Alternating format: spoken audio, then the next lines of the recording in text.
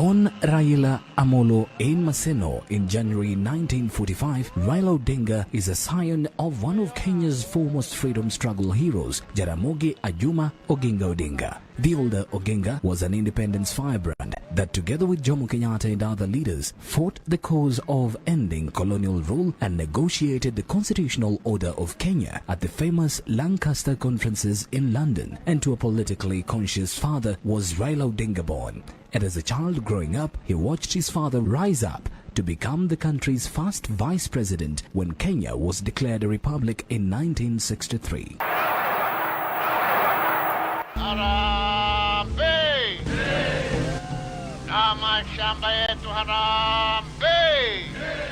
Raila Odinga's own political consciousness set in the mid-1970s when it became apparent that the country was in a general relapse, complete with the rise of official political intolerance. Events that included political assassinations and intimidation, arrest and detention of government critics quietly stoked the reformist flames inside Raila Odinga, and by the end of the 1970s and the beginning of the 1980s, he joined the list of those targeted as critics of the repressive state.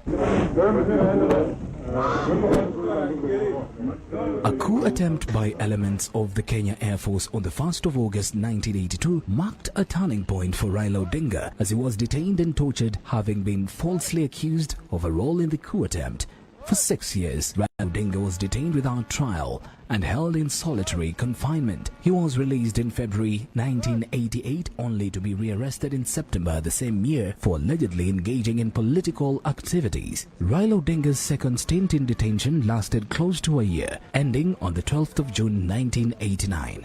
His subsequent freedom did not last long. For the third time, Raila Odinga was arrested again on the 5th of July 1990 for being part of a group of brave human rights and political reforms crusaders that had dared question the repressive political climate under the single-party rule. His third stint in detention lasted exactly 1 year and 10 days. Raila Odinga was released from his last on the 21st of June 1991. In October 1991, fearing assassination and against a backdrop of violent state repression, Raila Odinga fled the country to begin life in exile. He sneaked into Uganda disguised as a priest and proceeded to exile in Norway. Life in exile was not to be too long. Back home, the struggle he had been part of was bearing fruit faster than some anticipated. In December 1991, the notorious Section 2A of the Constitution was repealed and Kenya reverted to the multi-party system it abandoned in the 1960s. Pendekezo langu ni kwamba badala ya sisi, kwa sababu ninawahurumia mama, nawahurumia wazee, nawahurumia vijana wa university, wa secondary school, wa primary schools, wako na mimi, na sitaki hata moja awawe au aumie. Tufungue section hiyo, na nauliza nyinyi nyote kukaa na mimi, tuende barabara yetu tukiwa KANU pamoja. Lakini visiwe vyama vya ukabila. Kama naandikisha na kama ni ya ukabila, it will not be registered. Odinga returned from exile in February 1992 to begin life in elective politics, winning and retaining the seat of Member of Parliament for Langata constituency for more than 2 decades. In 2002, that is 10 years after the resumption of multi-party politics, Raila Odinga cemented his place as a consequential political force when in a year of dizzying political events, he emerged the architect of the transition that saw the Party of Independence KANU roundly defeated in the country's first ever free and fair democratic elections. Having unsuccessfully run for president for the first time in 1997, Raila Odinga embarked on a series of breathtaking experiments that included joining KANU and seizing the strategic all-powerful position of Secretary General. Napendekeza kwamba Mheshimiwa Daniel Toroitich Arap Moi achaguliwe kama mwenyekiti wa chama cha KANU. But the dalliance with KANU came to a thrilling end when Raila Odinga disagreed with President Daniel Arap Moi's 2002 succession script. Moi had dramatically leapfrogged a youthful Uhuru Kenyatta over the large cast of seasoned hands that now included Raila Odinga. The fallout for Moi was particularly costly as Raila Odinga walked out with a huge chunk of KANU leadership that included then Vice President George Saitoti. Opposition unity was Raila Odinga's new mission, a mission he pursued with selfless zeal as illustrated by his consequential endorsement of Mwai Kibaki, the famous rallying call Kibaki Tosha.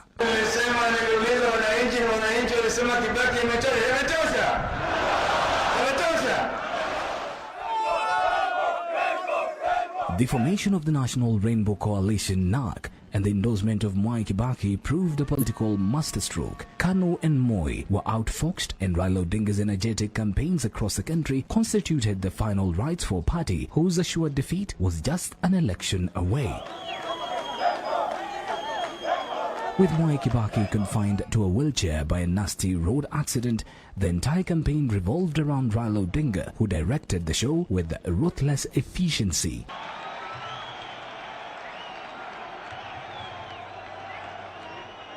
Kibaki and NARC won resoundingly, and Raila Odinga sat in cabinet as Roads and Infrastructure Minister.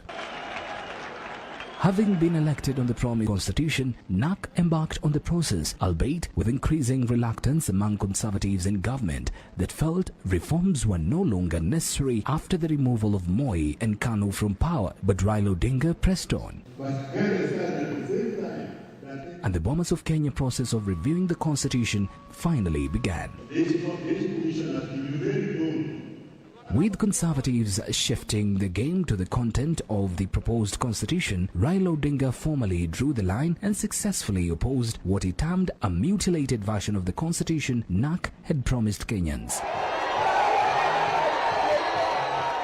In 2005, Raila Odinga resoundingly won the no vote against the proposed constitution. Against the back of that victory, the Orange Democratic Movement, ODM, a party styled from the symbol of the no vote, was born, and retaining the voting patterns of the 2005 referendum, and with Raila Odinga's presidential candidate, ODM was a sure bet of its supporters in the 2007 election. Sasa tunaenda kwa sherehe ya mwisho, lakini kabla hiyo nataka Peter Kenneth asimame juu atambuliwe, atukupatie nafasi. Mheshimiwa Peter Kenneth yuko hapa, Senator Amos wako yuko hapa, na Women Rep ya Nairobi Madam Pasaris, Esther Pasaris. Sasa nataka kualika former Speaker of the Kenya National Assembly, Mheshimiwa Francis Ole Kaparo. Mheshimiwa, karibu.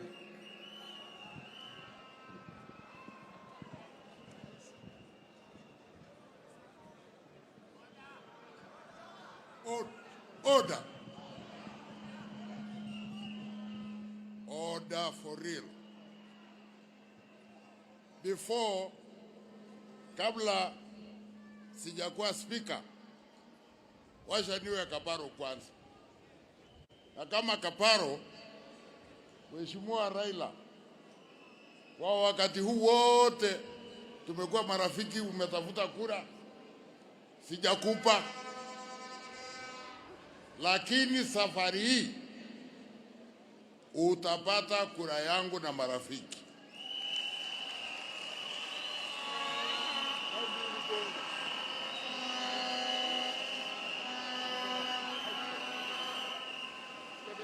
Na najua siko peke yangu. Kuna wengi tu Kenya mzima hii ambao kwa mara ya kwanza wataungana na wale wengi miaka yote wamekupigia kura na utashinda. Sasa washa nirudi kazi hiyo ingine. Sio imetosha? Kazi yote ambayo inafanywa lazima kuwe na mazao. Na tumekaa mchana mzima tumezungumza, tumeimba. Sasa itafika wakati wa kutoa uamuzi. Lakini nataka kufanya hakikisho hii Mkutano huu ni wa Kenya, sio ya ODM. Hiyo pengine itakuweko baadaye. Kuna ODM wako hapa, vyama vingine wako. Hii ndio Azimio la Umoja, ili wengine wasije wakafanya makosa ya kwamba ile resolution tumepitisha hapa hata ni ya ODM. Hapana, hii ni Azimio la Umoja. Tumefahamiana? Sasa na kuna bwana aliyeleta mjadala, atakuja kuwasomea mjadala huo, tutachangia kidogo, alafu tutaweka kwa kura ya umma. Yule bwana alileta mjadala hapa ni Dr. Nyamu Joka. Sijui kama bado una haja na mjadala wako, na kama uko nayo kuja wasilisha.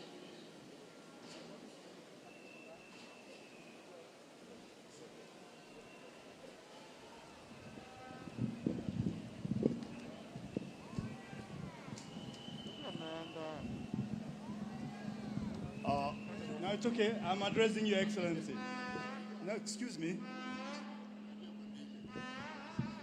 Your Excellency, the Right Honorable Prime Minister, you will remember that in the early 1960s, your father traveled through Nyanza, and every time he attended a meeting, he would say, Piny Owacho. The people are saying. I am here, Your Excellency, Right Honorable Prime Minister, as the voice of the people. I, Davis Nyamu Njoka, a registered voter in Mathioya constituency in Murang'a County, within the region of the Mount Kenya, do hereby propose a motion that His Excellency Right Honorable Raila Amolo Odinga, EGH, vies to become the President of the Republic of Kenya in the coming presidential elections in the year 2002.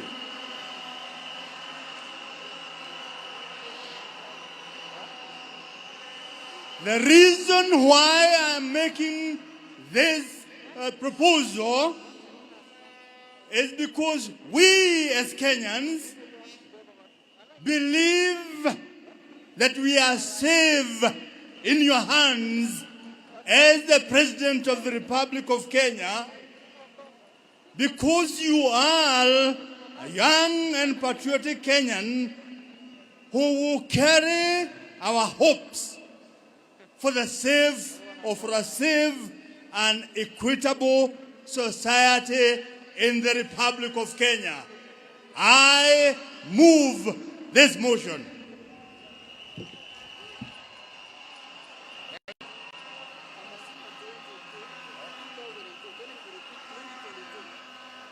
Okay? Order. You must read your motion well. The copy I have is that the election will be in August 2022, not 2021. Is that what you mean? I read 2022. Thank you. Do you have a seconder? Where is the seconder?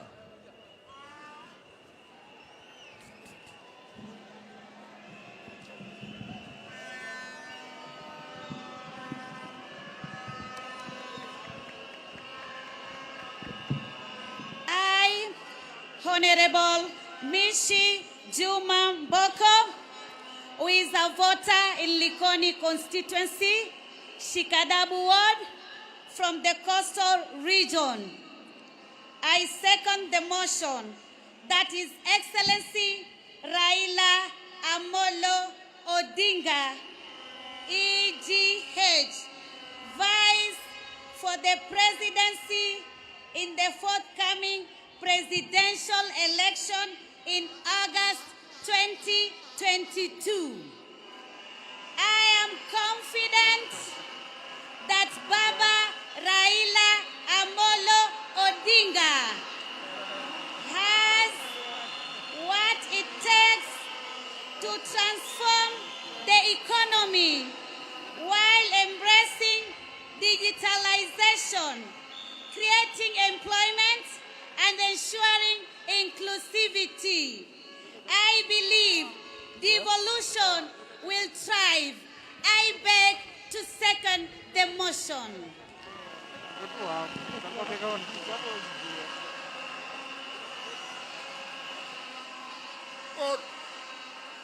Order now. Order, order, order. Order. Order. Order. Order. I will now propose the question, which is that following wide Azimio La Umoja consultations in all the regions of our great country, we, the people of Kenya, gathered here today at Kasarani Stadium for the Azimio La Umoja National Convention, this 10th day of December 2021, do hereby request His Excellency Raila Amolo Odinga, EGH, order, order, order, to present himself as a candidate in the forthcoming August 2022 presidential election. That's the question. I will give two opportunities to two young people, and then maybe we'll put the question after that.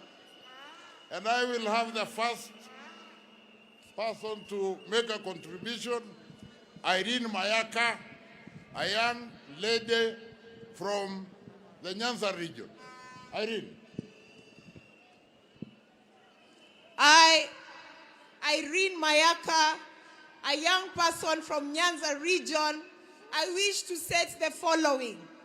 That His Excellency, the Right Honorable Raila Amolo Odinga, has devoted his entire life to fight for the struggles of liberating this country. I further state that in this struggle, Raila's focus has been on the ideals of inclusivity, devolution, sharing of power, and economic empowerment of young people, women, people with disability, and the marginalized. And I have no doubt, absolutely no doubt, that through his presidency, these ideals will be achieved. I beg to support the motion. Thank you.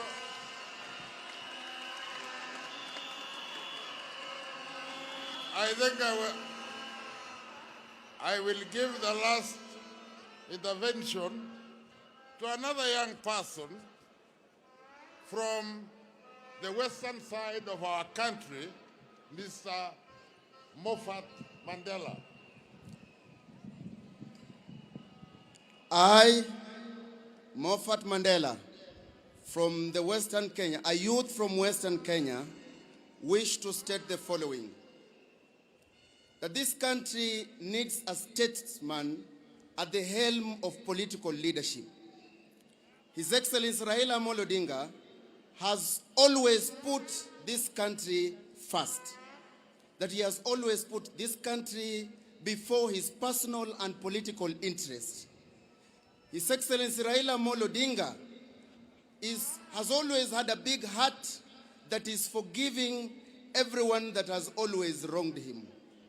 His Excellency Raila Amolo Odinga is a man of great humility, and it is these qualities that we need in a leader that will take this country forward. It is in this background that I want to support. Thank you.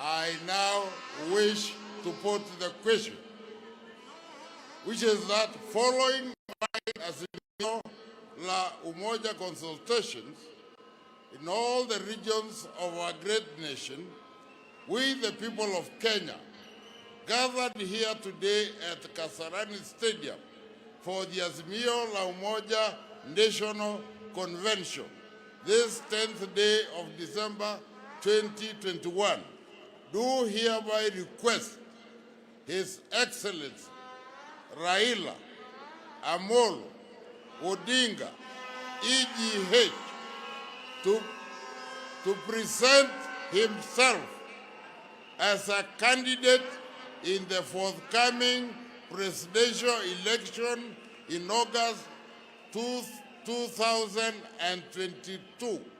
As many as of that opinion say aye.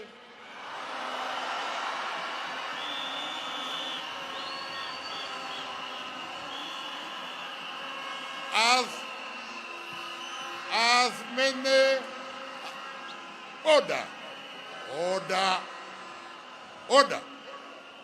As many as a contrary opinion say no, the ayes have it.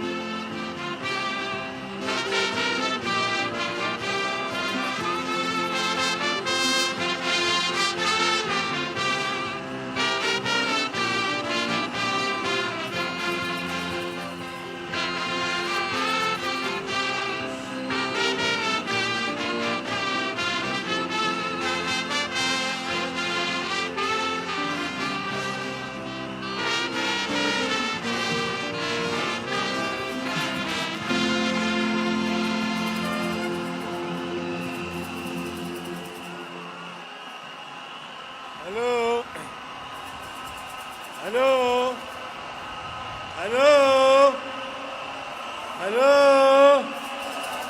Vijana we. Vijana we. Wakenya we. Asanteni sana. Asanteni sana. Haya. Distinguished guests, ladies and gentlemen, fellow Kenyans, I am very delighted and I stand before you here today a proud son of Kenya, a liberation fighter, and a servant of the people for the last 50 years.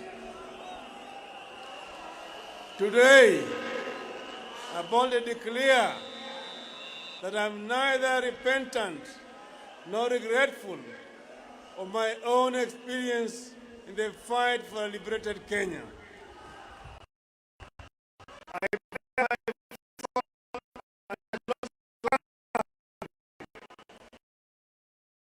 Because my country was worth it then and is worth it now. I bear scars of liberation with pride and embrace the blood, sweat, and tears they cost me. By the way, the tears from the torture chambers are still running, as you can tell from the handkerchief that never leaves my hand. For years, I was not allowed to speak with other inmates. In fact, for 60 straight years, I did not sleep on a bed. For months on end, I was either held incommunicado, in solitary confinement, or handcuffed and in transit to the next prison or detention camp. A relative died, including my beloved mother and my own brother, and I never got the chance to say goodbye. I would not wish this to torment upon anyone, not even my worst enemy. Together with my comrades who endured torture and survived those dark days of despair, we would never let Kenya degenerate down the road of terror. No, not on our watch, not on my watch. But there was a positive side to my story.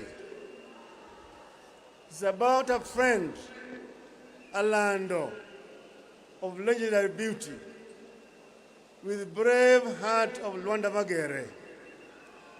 And this is the woman who stood by me when I was shunned by many. This is the wife of my youth, love of my life, and partner to death, Mama Aida Betty Nyawira Odinga.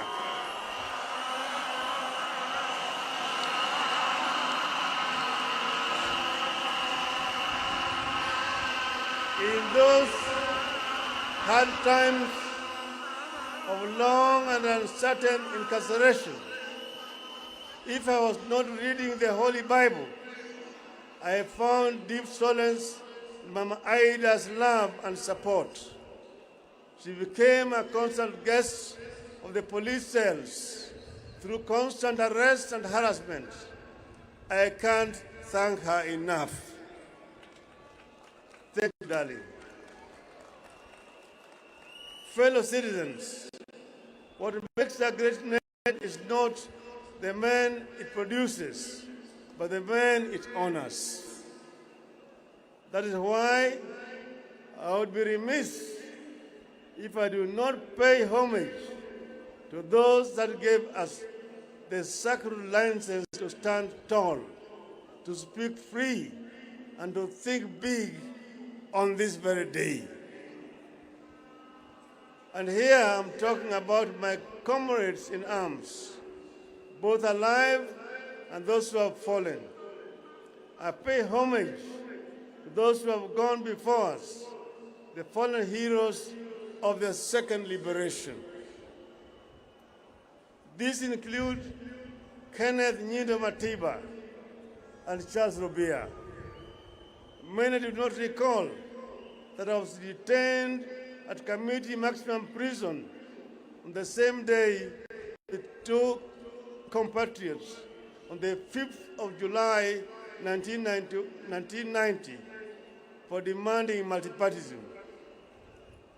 Other fallen compatriots include Georgia Nyona, Jean Marie Sirone, Martin Shikuku, Mukaru Nganga, Okioko Mbaka, and Wangari Maathai. I also pay homage to all the audacious martyrs who, for the sake of the people, chose constant crucifixion over relative comfort of conceding to repression. I hold the deepest respect to living icons like Mukami wa Kimathi, the wife of Dedan Kimathi. They called her the worst because, like Kimathi, her husband, Mukami was a fearless fighter who mobilized daring bands of women in complex undercover Mau Mau operations. I salute her. Other liberators include Ngugi wa Thiong'o, whose powerful written words enriched the ideologies of the struggle against the one-party regime. Koigi wa Mwere, whose fearless voice inspired many to action. I remember Dr. Odhiambo Mbai, the fearless chair of the Devolution Committee at the Bomas Conference, who was brutally assassinated, and Dr. William Mutunga, who distinguished himself as a selfless champion of social justice and comrades in the detention chambers. We also had Katama Mukangi, Kaimoji Wachira, Alamin Mazrui, all those colleagues who were with us at that time. In the course of this struggle, there have been ups and downs, advances and retreats, but we have never lost our direction. At this point, I must pay homage to my brother, His Excellency, President Uhuru Muigai Kenyatta, for the foresight and sense of patriotism in initiating the dialogue that led to the handshake. It takes a seasoned statesman to shake the hand of his rival. I thank him. In the course of our discussions, we agreed that Kenya is greater than the two of us. We agreed that despite years of effort, Project Kenya has not quite taken the way of how our fathers envisaged. Where our founders envisaged unity, we have been held back by divisions, tribe against tribe, region against region, men against women, leader against leader. As if these divisions have not been costly enough, there are still massive efforts by other people to divide us further, as rich and poor, young and old. We agreed that where our fathers dreamed of plenty within our borders, poverty has taken deep roots in our land. We agreed that we must deal a deadly blow to corruption before it brings down our country. We resolved to work together to unite our people in order to realize the Kenyan dream as coined by our founding fathers. Justice is our shield and defender. May we dwell in unity, peace and liberty. Plenty be found within our borders. That is the foundation of the Azimio La Umoja. I must add here that with this reconciliation, I ask for nothing, and I will never ask for anything except the opportunity to serve.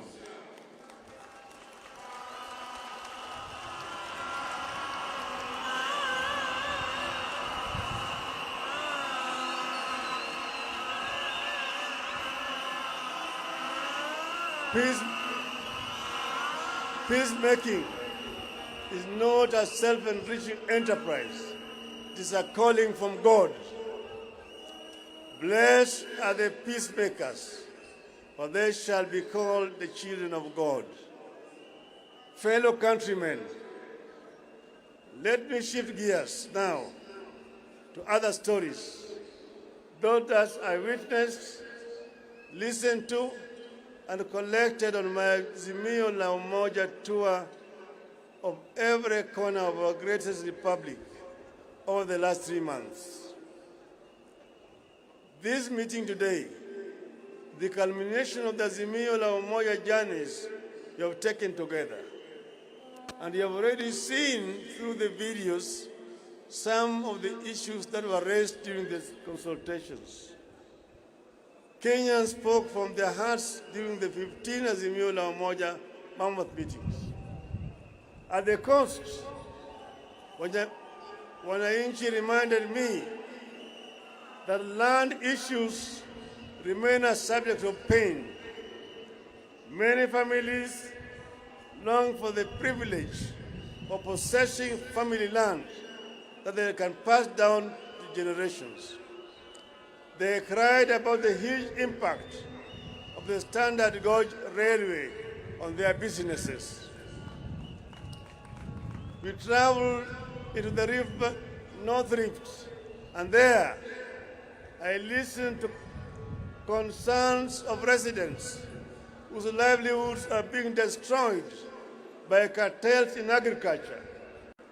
People who import maize while farmers are stuck with their maize. They lamented the collapse of the dairy and tea sectors and the high cost of farm inputs. The communities of West Pokot County wondered where there was a West Pokot when there is no East Pokot. They asked to be identified specifically as a community in the national census with a code and their own development projects, and the creation of 2 more constituencies and 5 wards. I also spent time in the Mount Kenya, both west and east, and I can confirm to this congregation that if the mountain was smooth, it would be impossible to climb it. The mountain has to be bumpy for you to scale it. On this, I'm happy to note that I've reached very close to the peak. I've seen the Batian and the Lenana peaks, and the people have promised that we shall walk together to the promised land yonder, if I prove that I understand and shall address their concerns. Residents express concerns about the equitable distribution of development resources within the region and the proportional representation. They summarize it in the one call: 1 man, 1 shilling, 1 vote. And they want to earn more from their tea, coffee, pyrethrum, vegetables, potatoes, rice, and dairy. Nyanza complained about non-functioning and collapsed cotton, sugarcane, fishing, tobacco, tea, and soapstone industries, and the denial of economic opportunities for the region. In Turkana, the continuing challenge of general insecurity, poverty, drought, and famine were raised repeatedly. In the lower eastern, the local communities complained of a serious lack of water, recurring famine, and lack of economic opportunities. Northern Kenya felt profoundly let down by Nairobi. Their children are being denied identity cards by their own country. Education is collapsing due to insecurity, and livestock sector is severely threatened by drought and disease. I took note that while our people of Mount Kenya spoke of 1 man, 1 vote, 1 shilling, Northern Kenya spoke of 1 man, 1 kilometer, 1 shilling. Indeed, Kenya is diverse in its needs and its ideas to address the needs. In Western Kenya, I was repeatedly reminded of the local industries like sugar that had been allowed to collapse due to corruption, neglect, and mismanagement. Fisheries and mining are struggling. Young men and women who would have gained from the local thriving industries spoke of how they are forced to migrate from home to seek opportunities elsewhere. The Mark community is worried about lack of livestock and pastoralist economy. They worry about the environmental degradation upstream, which impacts them directly. They have their historical injustices over land. Then they are also concerned about the environmental degradation and the Mau forests. These are just some of the concerns that I noted, internalized, and I took them on as a personal mission. Listening to our people made me look back over the last 5 decades. It became crystal clear that while much has been achieved, much remains to be done.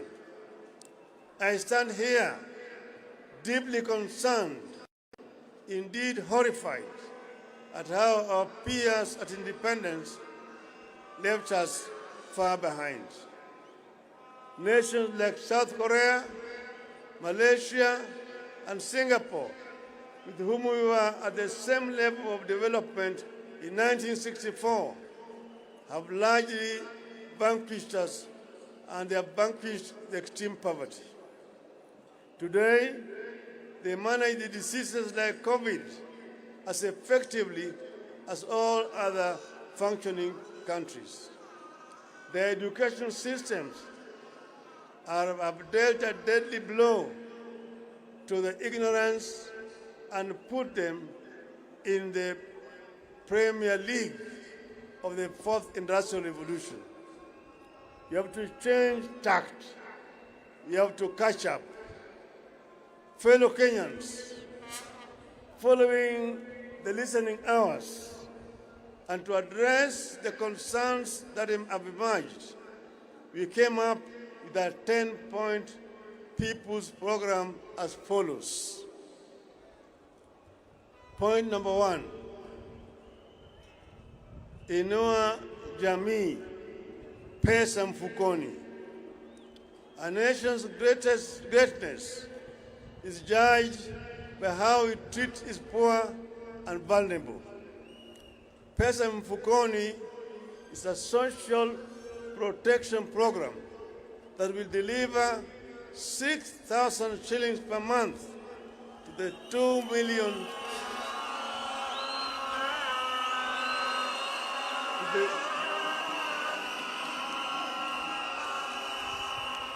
to the 2 million of the country's most needy families. And I want to emphasize, it is not a handout, but an investment and a foundation for a new transformational value chain that will also trigger massive economic activity and create thousands of localized small-scale businesses and enterprises across the country. This will lead to millions of jobs and the eventual development a thriving middle class. The resulting middle class and small and medium enterprises will be a robust market for larger, more national corporations. Point number 2, Baba Care. Each of us has experienced the all-consuming strain that accompanies the ill health of a family member. We will ensure that each and every Kenyan has a social insurance, a health insurance plan. Those who cannot pay, the government will pay for them, so that no Kenyan should die or suffer or lack treatment because of lack of money. Point number 3, kazi kwa wote. This is about securing the welfare of the people by generating avenues for productivity through job creation programs, for investing in the critical Juakali sector and other micro and macroeconomic stimulation schemes. Point number 4, uchumi kwa kina mama. This will focus on the true multipliers of the wealth in our community, our women. The program will unlock access to financing for women-led businesses and provide support for women and other enabling factors such as access to assets for production, land tenure, and proportional representation in all government levels. Point number 5, hashtag inawezekana. We know that our youth are closer to the future than we are, but they are exploited as cannon fodder for bad politics. Now more than ever, we need to invest in preparing our youth for that future. The program will equip our youth with the mindset, skills, funds, and technology to enable them innovate at par and even surpass their global counterparts. Point number 6, waste not a single child. Education is non-negotiable. This program will be an aggressive scheme to ensure that all, not some of our children, get rightful access to quality education. Point number 7, for Northern Kenya. Sorry. Point number 7, for Kuzanja. The aim here is not to merely feed, but to generate agricultural bounty that Kenya has the potential to produce. We will factor in climate change, adaptation, and mitigation to support and help realize high agricultural productivity across the nation. Point number 6 is about Northern Kenya, where children have dropped out of school because of lack of teachers. We will have affirmative action program to ensure that teachers are admitted at a lower rates so that we can have sufficient teachers to teach in schools in Northern Kenya.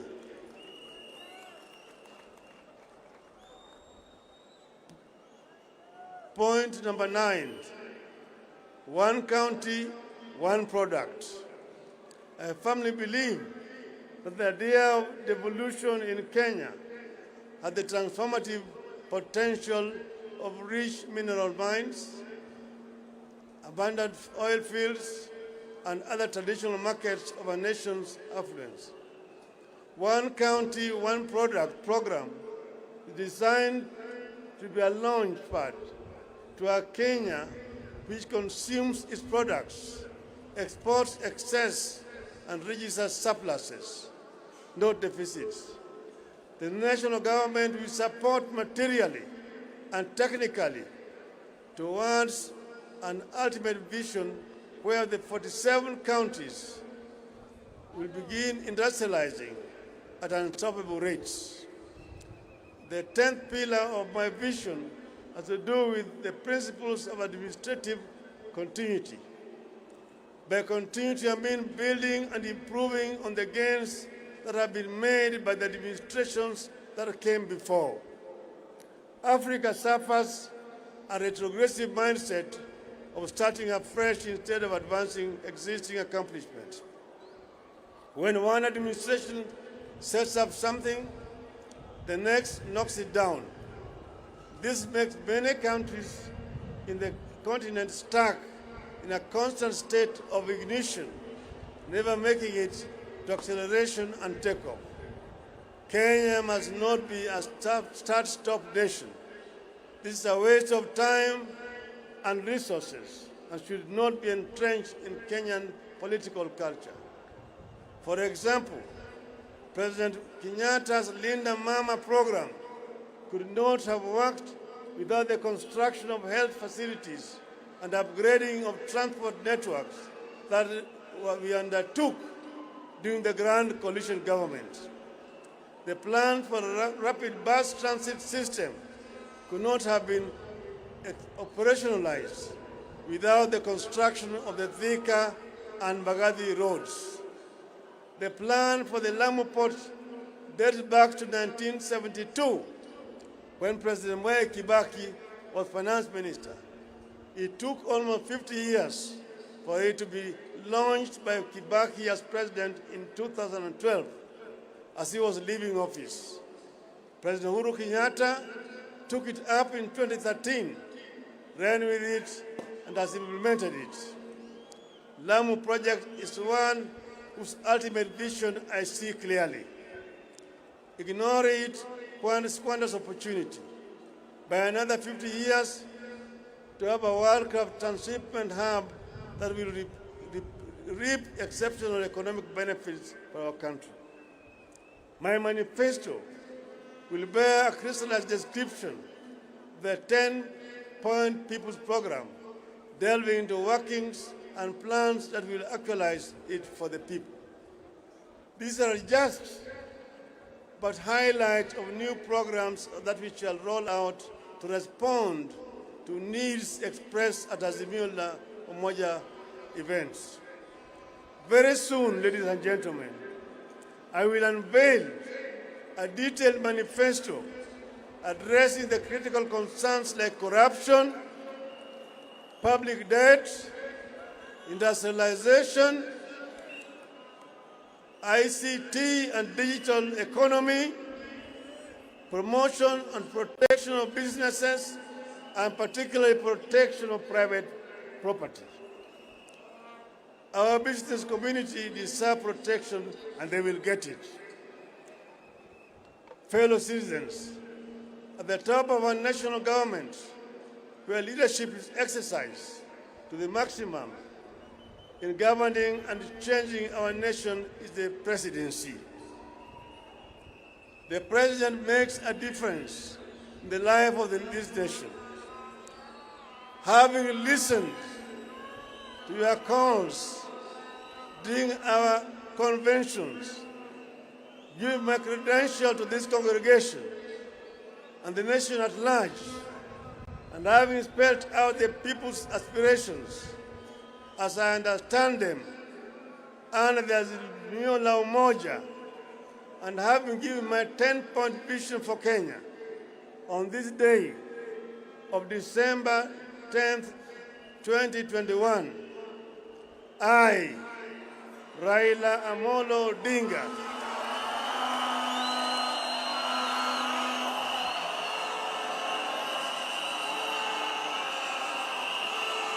having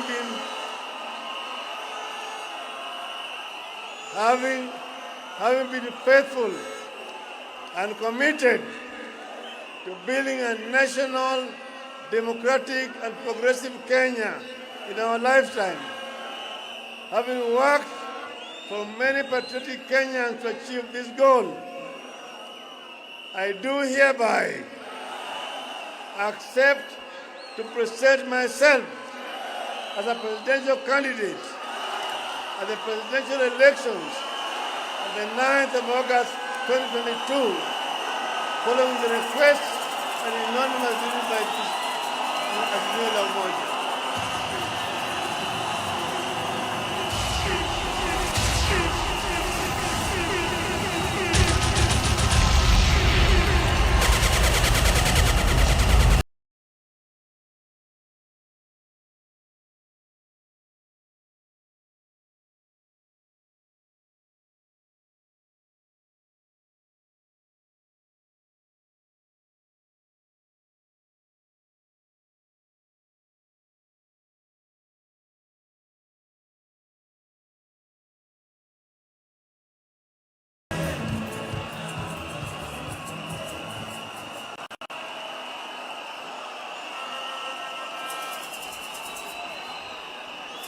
Let me add,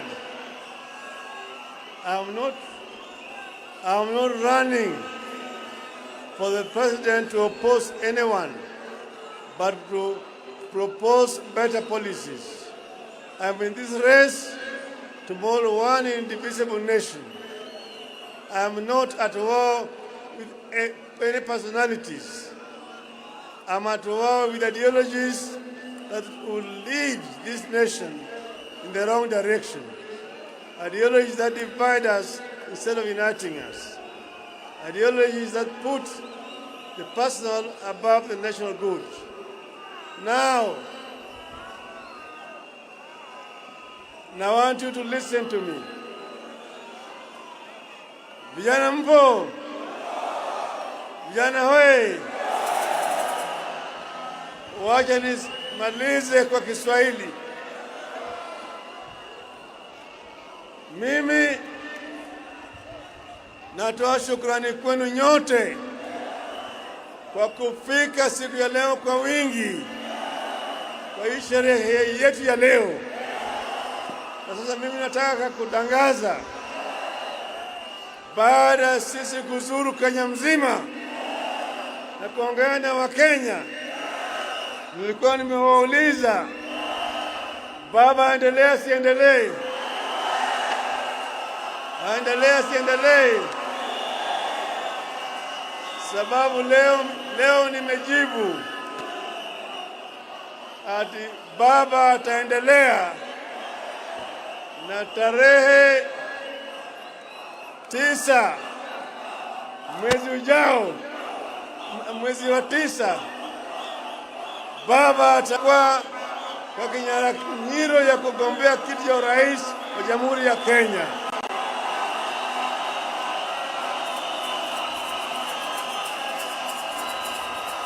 Vijana we! Lolo we! Lakini vile mimi nasema, baada ya kuzunguka kila mahali, tulikubaliana na ndugu yangu Uhuru Kenyatta tutaleta Wakenya pamoja, na kuna vitu vitano. Moja inaitwa utu, pili ni undugu, tatu ni umoja, nne ni usawa, tano ni uzalishaji. Haya yote tulikuunganisha pamoja na kitu kinaitwa Azimio la Umoja. Kwa hivyo nataka lend my ears. Ngojeni kidogo vijana. Ngojeni kidogo vijana. Vijana we! Vijana we! Vijana we! Natangaza kuanzia leo Azimio la Umoja itakuwa Azimio la Umoja Movement. na itakuwa ni mseto. It will be a coalition. Azimio la Umoja movement. Na nikisema Azimio mnasema inawezekana. Azimio la Umoja. Azimio. Azimio. Azimio. Leo tuko na hereby launch Azimio la Umoja movement. Tunaombwa tupeane nafasi muafaka, wananchi tusalie tumetulia, ili kumruhusu viongozi kumpa kongole Injinia Daktari Raila Amolo Odinga kwa kubali mwito, na niombe nipewe leo ni leo, nipe leo ni leo, asemaye kesho ni muongo. Niombe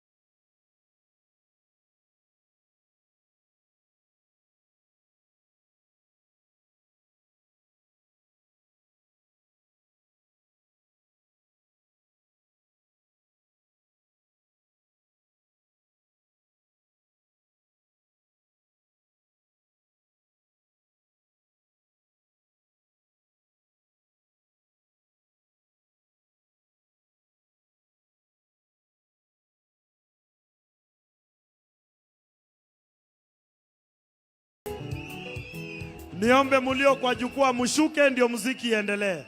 Wale mko kwa jukwaa, shuka, muziki iendelee.